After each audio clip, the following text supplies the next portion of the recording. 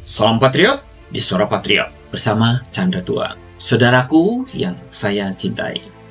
Dari balik lautan biru dan pantai indah Bangka Belitung terungkap kisah yang menggetarkan. Korupsi dan penyelundupan timah senilai 300 triliun. Inilah wajah asli penjajahan modern. Bukan lewat meriam, tapi lewat tambang, kontrak, dan kerakusan. Negara bergerak, tapi terlambat. Awal Oktober 2025, Presiden Prabowo Subianto berdiri di depan smelter PT Tinindo Internusa, mengumumkan penyitaan 6 smelter besar hasil korupsi dan tambang ilegal. Nilainya 300 triliun. 6 smelter itu adalah PT Stanindo Inti Perkasa, CV Venus Inti Perkasa, PT Menara Cipta Mulia, PT Tinindo Internusa, PT Sariwiguna Bina Sentosa, dan PT Refine Bangka Tin. Semua diserahkan kepada negara dan dikelola oleh PT Timah Tbk. Kasus ini menyeret banyak nama besar. Harvey Muiz, Helena Lim, dan mantan Dirjen Minerba Bambang Gatot Aryono. Sebagian sudah divonis hingga 20 tahun penjara. Tapi rakyat bertanya, kenapa butuh puluhan tahun untuk menyadari kebocoran sebesar ini? Data dari bisnis.com April 2025 menyebut ada 1.175 tambang ilegal aktif di Babel, 175 di darat Bangka, 890 di laut, dan 110 di Belitung. Bahkan banyak tambang berizin membeli biji dari tambang ilegal, melebur di smelter resmi, lalu mengekspor secara legal. Itulah yang disebut pencucian biji timah. Akibatnya, 80% timah Indonesia diselundupkan ke luar negeri. Kerugian negara puluhan triliun tiap tahun. Dan di balik semua itu, bayangan asing ikut bermain. Jejak China di balik asap smelter.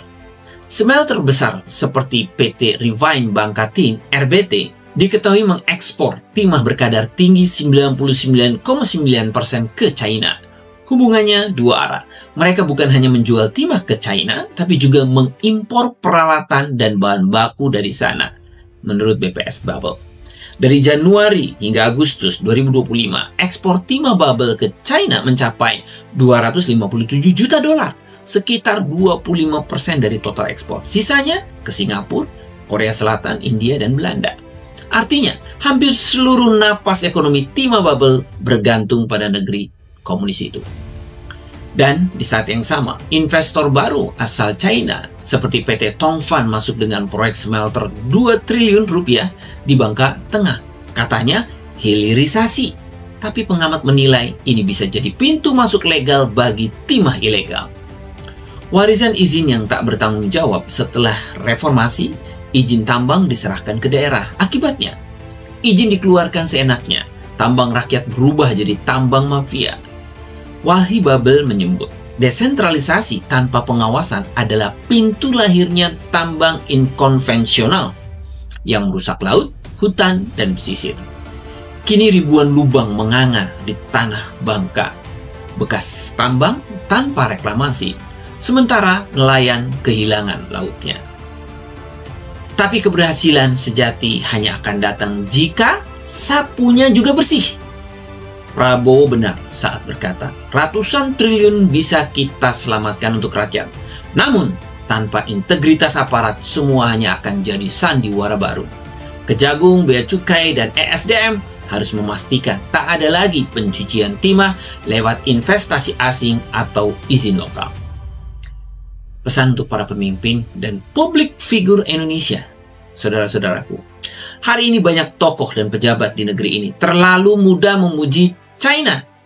Mereka menyanjung efisiensi dan kedisiplinan tanpa melihat bahwa sebagian kemajuan itu dibangun dari hasil curian sumber daya bangsa lain. Berhentilah menipu rakyat dengan pujian kepada rezim yang menindas. Karena setiap pujian kepada yang jahat adalah kejahatan moral. Indonesia tidak perlu meniru China. Kita harus perlu jujur dan berani menegakkan keadilan. Negeri ini akan makmur jika pemimpinnya tidak tunduk pada mafia dan bayangan asing. Suara Patriot untuk Indonesia berdaulat.